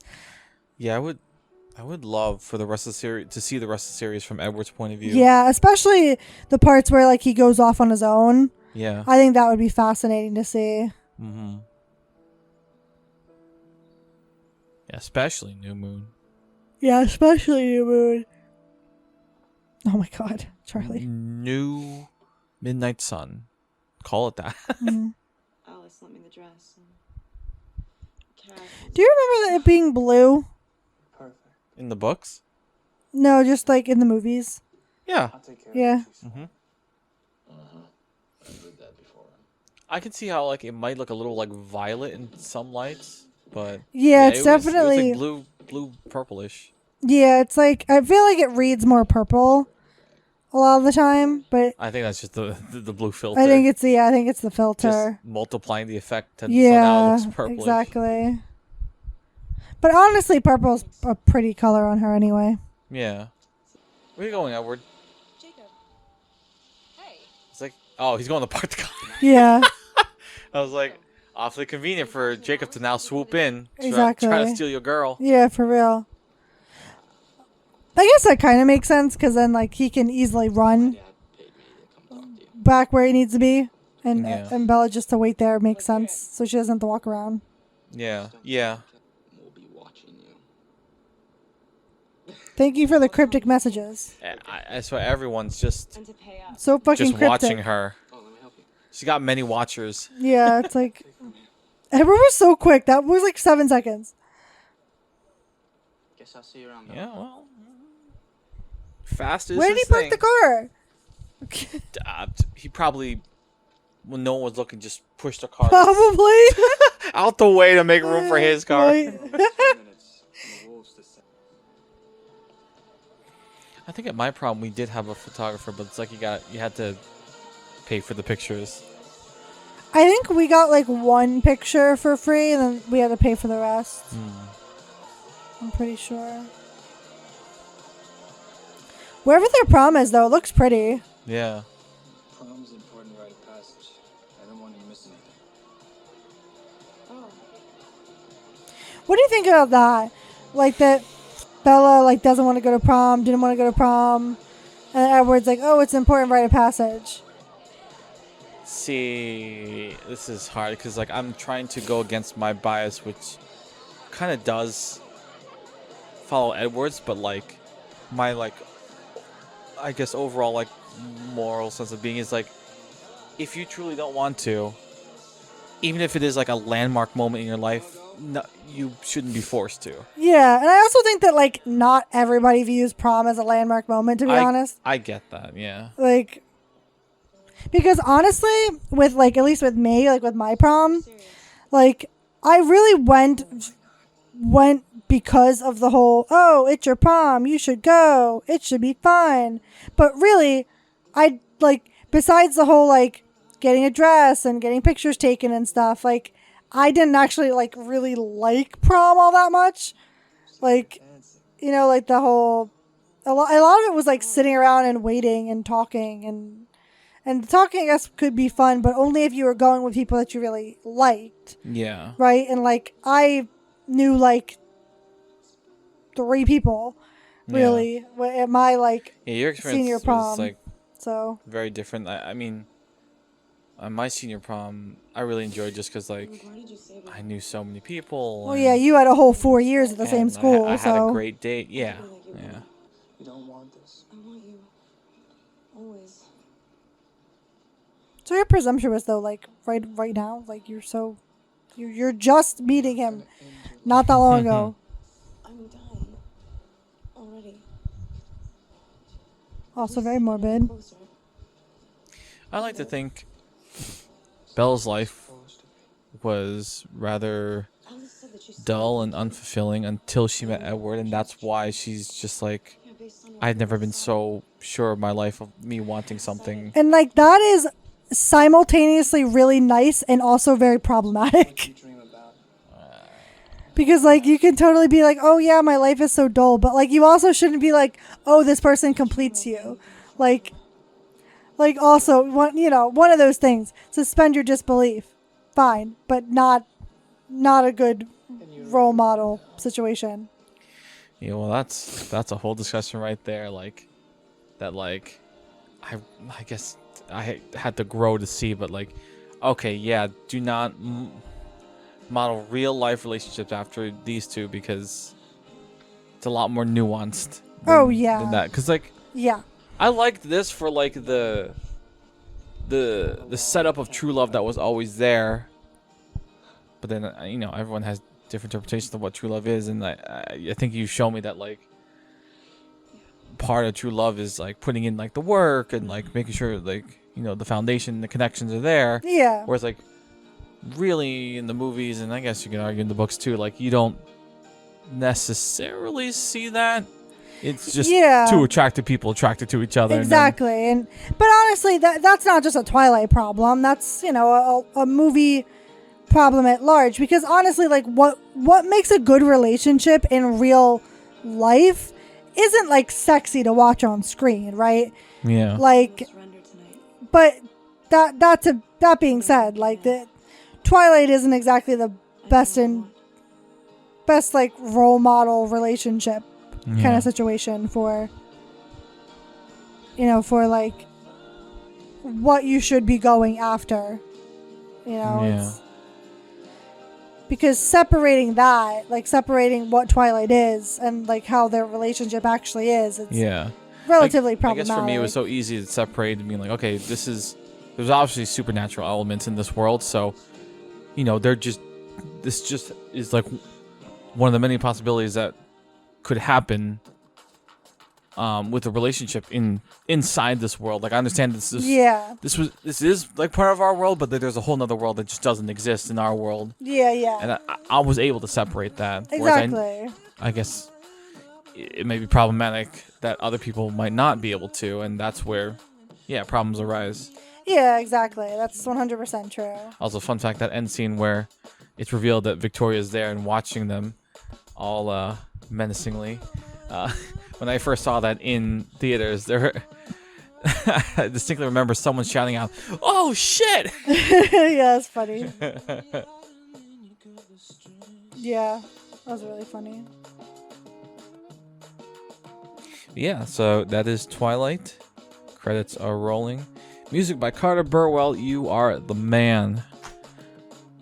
So glad the directors of Breaking Dawn brought him back to bring back the score of Bella's Lullaby because I missed that throughout the other films. Yeah, I think that's a weird one that they didn't like incorporate throughout. Yeah, because like there was almost like a whole new like theme in New Moon. I guess it could be argued that like that's just because like Jacob was kind of like the forefront, and so yeah, it was, like, and like it fits that it was a different mood, but yeah, anyway. And naturally like their relationship has changed, so yeah, it makes sense for things to be a little bit different. I get it, but no, it's a good one. Bella's Lullaby. Also, I can't remember if it was you that told me this or if I read this from somewhere, but like, so you know, like the blue filter in the first movie, Twilight, and how like that's just not present in like the rest of the films. Yeah. It was probably just a director's choice to like not keep that, and because like the films went through multiple directors. Yeah. But I heard somewhere that like someone made the argument that like, oh, it's because when Bella first comes to Forks, that's how it appears to her, very cold and wet and like unwelcoming, and but then as like the movies progress, it gets a little bit warmer, and that's just because she's warmed up to Forks, and the Cullens. Yeah, that's honestly a good way to explain the blue filter. That's probably even though like it's not it, but what like, actually happened, but it's a great way to like it's a great way to tie it in to make it make sense. To make it even though like that probably wasn't the Catherine Hardwicke's intention when she was creating. I honestly like it. Yeah. Yeah, because I think it sets the tone for like the first film at least. Yeah, it makes Forks live up to its how it was described as like cold and wet and and rainy and rainy. Yeah. So yeah, as we alluded to before, there is another book called Midnight Sun written by Stephanie Meyer, which is the story of Twilight, the first book, just from Edward's perspective. So that he is like the narrator throughout, and I think it'd be cool to draw some comparisons between the two. I wish I had like the physical book. Don't we have? No, we don't have Midnight Sun. I never bought it. I don't think so. Did you? I don't remember if you did or not. Oh, you do have it. I just dug out the physical Midnight Sun book because Lex was like, "Did you? We don't have it, right?" And I was like, "No, I thought I bought it." And I just went through. I got a little on my little bookshelf. I got a whole like shelf that's like dedicated to Twilight stuff. Something that I really thought was interesting with Midnight Sun was that you get a lot more insight on like Rosalie and like Rosalie's perspective on like Bella and like why she doesn't want Bella like to be a part of the family. And you do get that in Twilight a little bit, and you get that in like Twilight the book and also Twilight the movie, and like also subsequent like books and movies. You kind of get it, but not as much as in the books. Well, you're always gonna have more detail in books. Yeah, exactly. And I just think it's interesting because you get an even more deeper insight, because it seems like somewhat surface level, like from Bella's perspective, right? Like, oh, Rosalie is just mean and like doesn't want me to date her brother, and like, she's jealous of the fact that I'm a human and all these things. And all of those things are kind of true. But also there's an undercurrent of like, yes, jealousy, because Rosalie is a vampire and she didn't get to choose being a vampire. It was like circumstantial, just like all of the Cullens, like the reason that they are a vampire is purely circumstantial. And it's like with Rosalie, you just get more understanding of like her story and how she's, she was kind of turned to be Edward's mate, but then they ended up not being super compatible, and so there's some jealousy there with Bella. But then also like Rosalie's jealous of Bella's like human life and thinks she's just trying to throw it away, and like there's just a lot more like nuance. And Edward and Rosalie, like they talk a lot more in like Midnight Sun about like the whole thing. And I just think that's kind of cool. And Rosalie's like outwardly kind of like mean, like to Edward, but it just sort of shows like her, in a way, like her human side of things, that she is like venting her frustrations.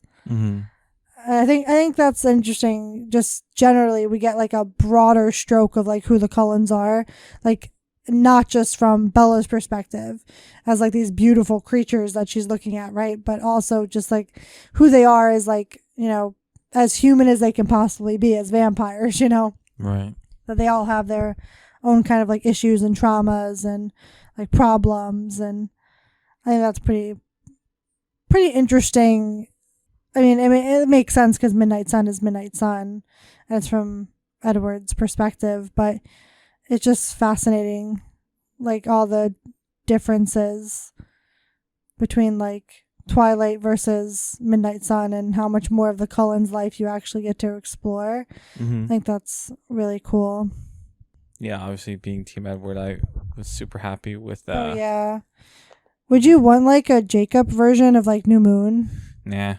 No. I would read it. Yeah, I'll take I'd read it. I'll take whatever more Twilight content I can get. Mm-hmm. I also really like the just the inner monologue of Edward, of like how he can hear people's thoughts and stuff, and you get to hear like specific thoughts. I think that's hysterical. Yeah, that's really, really funny. I think that's why, like the rest of the Twilight series from Edward's perspective would just be great. Yeah, it would be really interesting. It's not just Edward's perspective. You'll get snippets of everyone else's perspective too. Because just by default, because he can read minds. Yeah, that's another thing we didn't really talk about while the movie was on, like him reading minds. Oh yeah, that's so fucking cool to me. Yeah, the reading minds is pretty cool. I also think it's worth noting that like I think he talks about it in Midnight Sun. I'm pretty sure that Charlie has a little bit of like a similar power as Bella has, a little bit of like mind blocking, not exactly to the same extent because like Edward can't read Bella's mind at all, but like Charlie he can get like the general essence of like his feelings but not specific thoughts, which I think is kind of fascinating. So it's like implied that Bella got that from Charlie. Yeah, I think that's it's just interesting and like I imagine it's similar to like maybe having like blurry vision. You can kind of make out what it is, but but maybe it's not exactly. Not quite there. Yeah, like Edward can get like the feeling that Charlie's like mad, but like doesn't know specifically why he's mad. So it's kind of interesting. I guess that's more of like a human way of dealing with it. Like Edward can get like that, the essence of like you obviously know when someone's upset or mad, right? But you don't know the why behind it. So it's like maybe a more human experience than knowing directly into their mind. Yeah. I feel like I would want Edward's mind reading and also Jasper's like emotion controlling. I feel like Jasper's is very, very useful. It's so underrated. Yeah, so is Edward's, but Edward's is good for like an informational kind of use, like almost like a spy.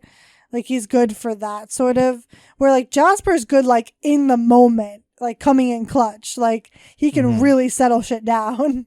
Yeah, like they need to bring him to every peace treaty. Right? Every like Volturi are attacking again. Yeah. Yeah. Like I do we know if like he can only focus on one person at a time? Or I don't think they go into specifics. That would be cool. Or is it like Bella's shield where she can project it onto other people? Like can Jasper do that to like multiple people? Yeah, I wish we knew. I feel like that's interesting. I feel like if you control a whole room, oh my gosh, make everyone feel calm. Yeah. I wonder if that's one of those things that like, like Bella in Breaking Dawn, like she was practicing to like project her shield. If that's something like Jasper could learn to do as well. Like maybe his base is just like interpersonal, like just one person at a time. But then like maybe he could learn to control like everybody in a room or, in the setting that he's in. Yeah. I think that's pretty interesting. Well, we also get a little bit more of the Denali in Midnight Sun. Like he talks more about like the Denali Coven and who they are and that he spent time with them and like a little bit more of their backstory. I think that's kind of cool because like you get that in Twilight a little bit and like like there's like mentions, but you don't know who they are until later. Mm-hmm. Carlisle was just like one off. Like, this is my friend. Like, they're our friends. Like, the Denali Coven in Alaska. You know, like, just like a one off. I also feel like, I mean, this kind of goes without saying, but you get more of Edward's personality. Yeah. Like, in this, because it's like, I don't know. Like, I feel like in Twilight, it's all Bella. Like, it's all about Bella, obviously, and it's all about what she's thinking and what she's feeling. But a lot of Bella's thoughts are like, what is he thinking?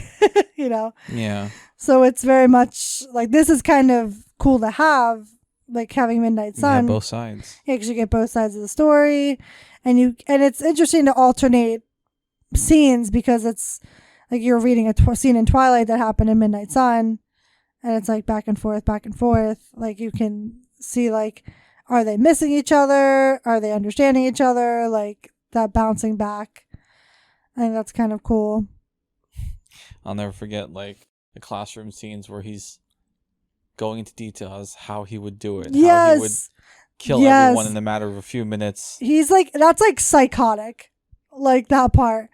Like, yes, but I thought it was so cool. I was just like, oh my God, Edward, you badass. I think that's the thing. Like, Edward fascinates, like, in that way because that's the same reason people watch true crime, right? Why do you watch people who, like, kill people or stalk people or, you know, mass murderers, you know, like that kind of thing.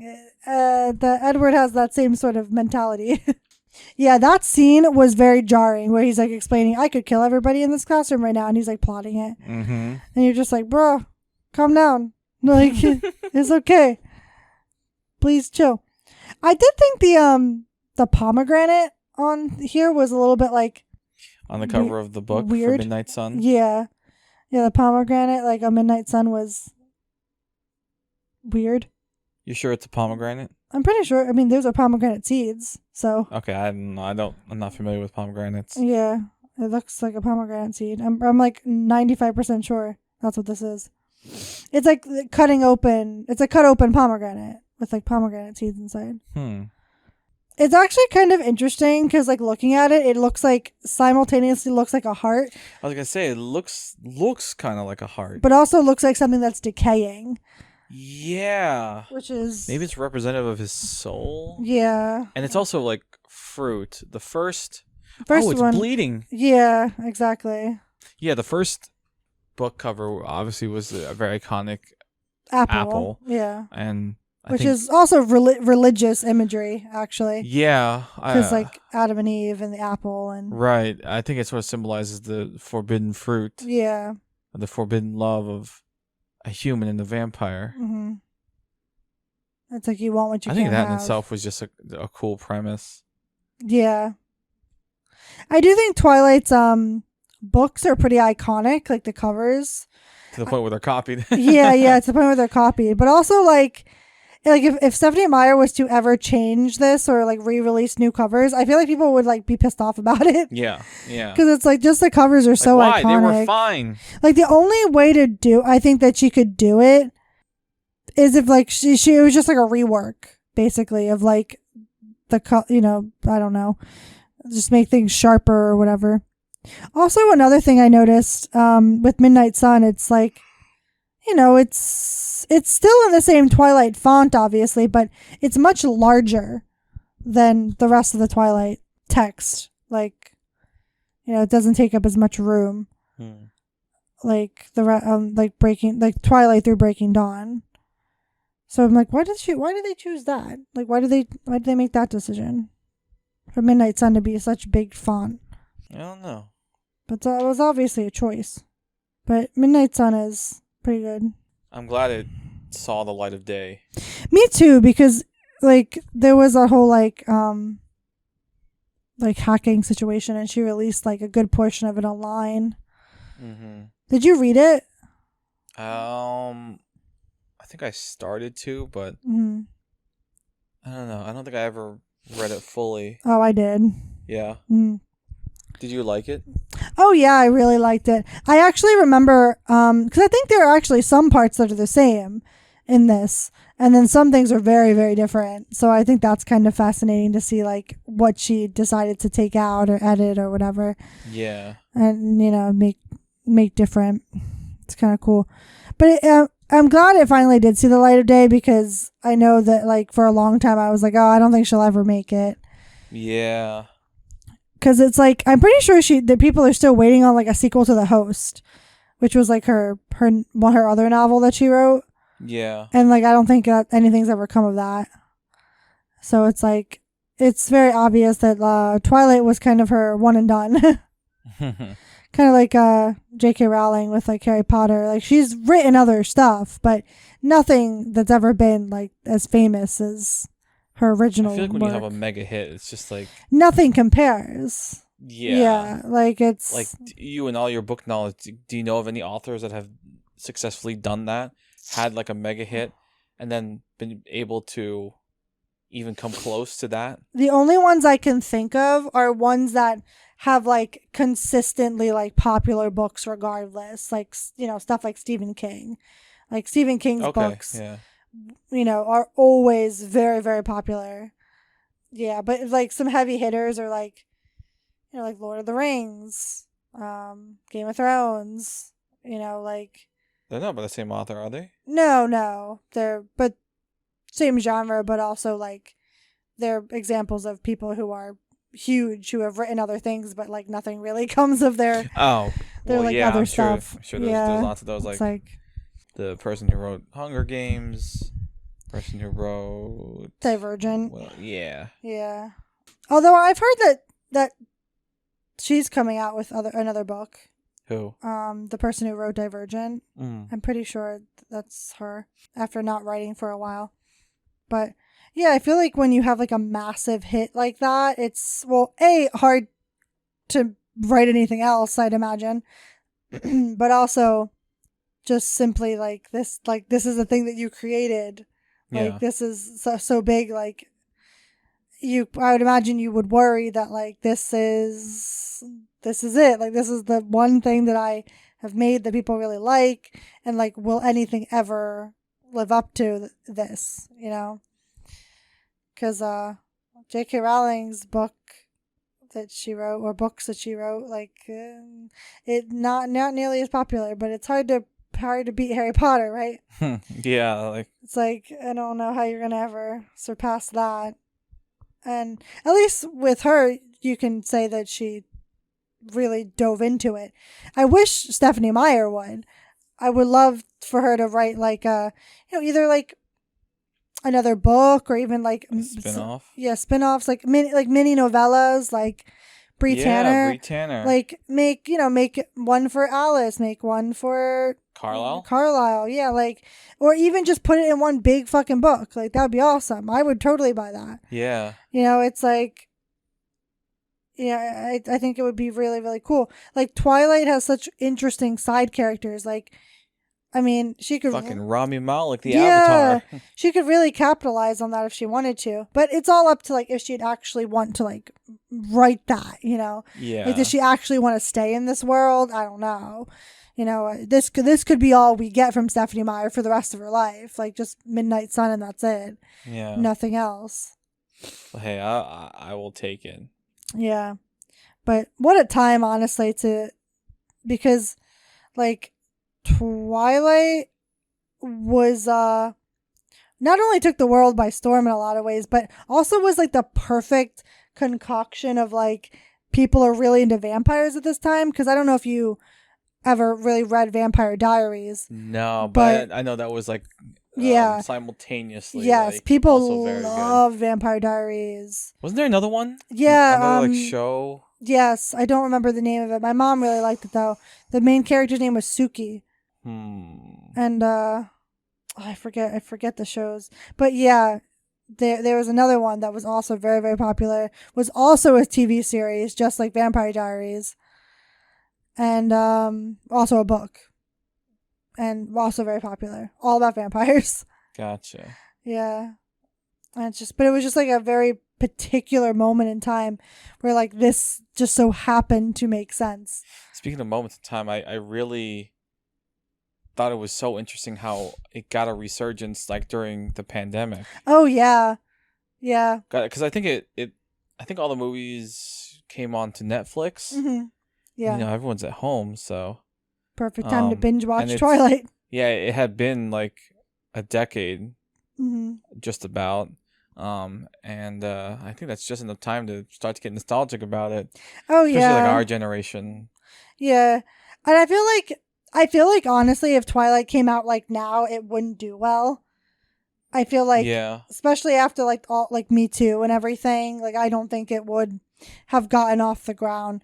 But I think that when it came out it was like the perfect storm of like this is just fine enough where it made sense. Mm-hmm. But you can't really knock like Stephanie Meyer because not only did she make a shit ton of money, but also like this has sprung other series like Like inspirations? like 50 Shades of Grey. Oh, 50 Shades like of Grey. 50 Shades yeah. of Grey was literally a Twilight fanfiction until they turned it into something else. Yeah. So that's insane. Like, and that's another gigantic franchise. So, people hate on Stephanie Meyer, but I mean, she's not poor. And probably doesn't have to work another day in her life if she doesn't want to. No. So, It can't must be say nice. yeah. It is interesting though, the undertones, I would say, of like religiousness and like Mormonism. I would say like that's maybe something to talk about a little bit more once we get into like maybe Eclipse. Mm-hmm. It's funny because like I don't know much about Mormonism, and like I didn't know Stephanie Meyer was Mormon, and then it wasn't until like I learned that I was able to, I guess, view Twilight with a different set of eyes now. Mm-hmm. With a different like lens. Right. Yeah. And to see how that has influenced her writing and things like that. It does. Like, I don't think it's very I mean, people might disagree with this, but I think it, at least to me, it wasn't very overt. Like I can see it now more so now that I like know she's Mormon, and that like I understand Mormonism a bit more than I did when I first read it when I was like 14 or whatever. Mm-hmm. But I do think it's interesting because she kind of plays around with the idea of like Bella wants to have sex, but then like Edward's saying no, and he's saying no because he's a vampire, but he's also kind of saying no because he's morally like not okay with it because he comes from like a different time period, a time period where the morals were very different. Right. And so like I feel like that's a clash of like modern day values versus like Edward's like 1920s like kind of value, well not even 1920s, early 1900s like values, which over 100 years ago during at least this point. Yeah, very, very different set of values than what maybe Bella was experiencing. And that bleeds into like kind of everything. Like even so like the whole Renesmee debate with like, oh, Edward wanting to get an abortion and then Bella not wanting to do that, it reads a little pro-lifey depending on like the way you're looking at it. And you can read that from many angles. You can definitely read that very pro-life if you want to, but you can also kind of just read it as like Bella's choice. Yeah, Bella's choice, right? Yeah. And it's like, and that's perfectly valid as well, but coming from Stephanie Meyer, like this isn't just like just somebody who is like apolitical, right? Like she's obviously chosen a side. Mm-hmm. So it's hard to look at it from any other perspective than that one, that she is like probably vaguely stating a message, if not overtly stating it, by like saying Bella's choice. And I think that's like her values definitely like bleed into it. I think it's kind of interesting too that obviously like a lot of the women in like Twilight are like pretty strong, like Rosalie and Alice, you know. But it's like, even so, Bella is still sort of treated as like this very fragile thing, even though there are multiple times where like she proves herself to be capable. But it's like, and you could play that off as like, oh, it's human. It's because she's a human, right? But then like, how much of that is like, oh, Bella's a human, and how much of that is like that these are like stereotypical like archetypes that are like being put into place. Right. Oh, something we totally didn't even talk about, which I guess we can't like super expand on it because I don't think either one of us have read it, but Life and Death. So it's like Twilight adjacent. Yeah. So this is gender swapped? Gender swap Twilight. Yeah, so instead of Bella, it's Beau. Mm-hmm. And instead of Edward, it's... I don't remember the name. I don't remember the name either. Eduarda. Eunice. I don't know. Eunice. Oh, gosh. Know. Edna. Edna. Yeah, Edna. Edwina. Edwina. That's at least kind of pretty. Elizabeth. I don't know. Maybe. Someone let us know if you've read Life and Death. But, I haven't gotten up the courage to read it, honestly. Is everyone gender swapped? As far as I know, everyone is, except for people who are necessary to keep the plot where it's at. Like Charlie, I'm pretty sure is the same. How about James and Victoria and Laurent? No, I think they are gender swapped. I'm not 100% sure though. I know the Cullens are. Oh yeah? Yeah. Like they're gender swapped. I guess in a way that's a bit progressive of Stephenie Meyer to be able to gender swap and like, I guess like change gears in that way. Yeah. I think it would be interesting if she like again rewrote like the entire series that way, because Breaking Dawn would be so different. Yeah, Breaking Dawn wouldn't even happen. Yeah. Because like there can't be a Renesmee. Like it doesn't work that way. No Nessie. No Nessie. So what the fuck happens to Jacob? like that's a whole different story. Is Jacob?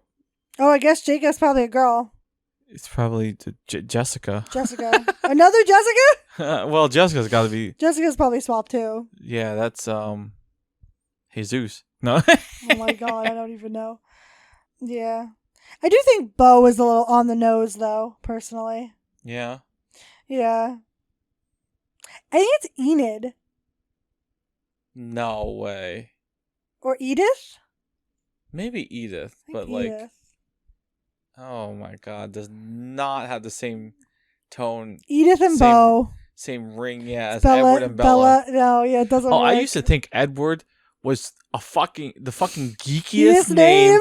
I'm just like, if I saw an Edward walking around, I'd be like, you fucking nerd. And now you're like, wow, he's so hot. I'm just like, Edward. Oh yeah, there was definitely like a resurgence. Play me a lullaby. Oh my god. Wow. I also love, I gotta say this at least, that I really like, for the most part, Stephenie Meyer's choice in names. Yeah, me too, actually. Because I like, because Esme's interesting, Carlisle, Alice, Rosalie, like just the names of the vampires are all very, like interesting and not super common names. Like, like Alice maybe, but definitely not Esme, definitely not Rosalie. Like those names are super different. Ones that I had never even heard until Twilight. Yeah. So I think that's pretty cool. But yeah, Life and Death. I have not even dared we to. have the physical copy. We do, yeah. It's. I read like the first couple chapters and I was like, I don't know if I can do this. Yeah. Maybe one day I'll listen to the audiobook. But I haven't. That's one I just haven't. Yeah. Looked at. One day maybe I'll read the audiobook and we'll see how that goes. Because like I just think that like it's so weird, like, hearing everything to be, like, so different. Yeah. Like, it just screams to a little fan fiction-y. Like, yeah. Like, this was, like, Stephanie Meyer's, like, headcanon. Mm-hmm. And then she, like, threw it into a book, which I guess is, like, her prerogative, but it just seems like some things just seem like they should just be fan fiction, you know? Like, not... Like 50 Shades? Yeah, like 50 Shades. 50 Shades could have been good if it also wasn't vaguely problematic. 50 Shades, though, that at least is somewhat palatable. I know some people, like, knock Stephanie Meyer for her writing, but I could not even stomach reading that. Like, 50 Shades of Grey. It was just, like, awful. I don't even think I could, like, stomach listening to it because it's so stunted. Like, Stephanie Meyer may not be, like, you know, a Nobel Prize winning, like, writer, but she's got enough. But I mean, who am I to say? Because E.L. James also sold a shit ton of copies, despite the fact that the writing was not great. So, whatever. That doesn't matter always. I'm sure great writing means different things to different people. Oh, it does, for sure. Like, I don't think anyone's gonna say that, that 50 Shades needs to win, like, any literary awards, nor Twilight. Like, they're not gonna win, like, any awards, but, like, they've certainly captured something in, like, the zeitgeist of you know, what people want, right? It's doesn't always need to be, like, this, like, amazing piece of work. They still, like, regardless, have captured something that means something to people, right? Yeah, like, I think that that's, like, in its own way, it's kind of, like, special thing. Mm. Twilight's definitely interesting and polarizing. Definitely polarizing. Yeah. I can't wait to talk about New Moon, because, like, I have a lot to say about New Moon. Yes, but we will be dedicating a separate podcast episode to New Moon, as we will for the rest of the movies. So, until next episode, you better hold on tight, Spider Monkeys.